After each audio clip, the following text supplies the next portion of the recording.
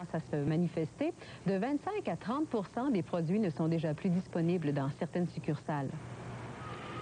Au moment où les employés d'entrepôt ont déclenché la grève le 9 octobre dernier, la direction de la Société des alcools disait compter sur ses 60 cadres pour effectuer le travail à leur place et faire en sorte que les consommateurs ne souffrent pas trop du conflit.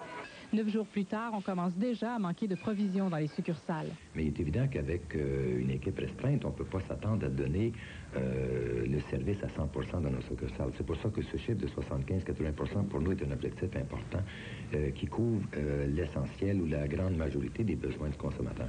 Les piquets de grève dressés devant le centre de distribution à Montréal ralentissent le travail des cadres qui ont effectué leur première livraison hier. Jusqu'à maintenant, depuis mardi passé, il est sorti 25 remorques d'ici.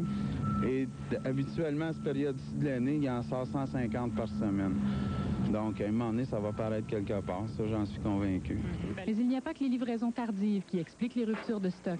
Il y a aussi, évidemment, cette réaction de la part du public, de la part des hôteliers restaurateurs, pour qui il est quand même important de ne pas manquer de vin ou de spiritueux dans cette période de l'année.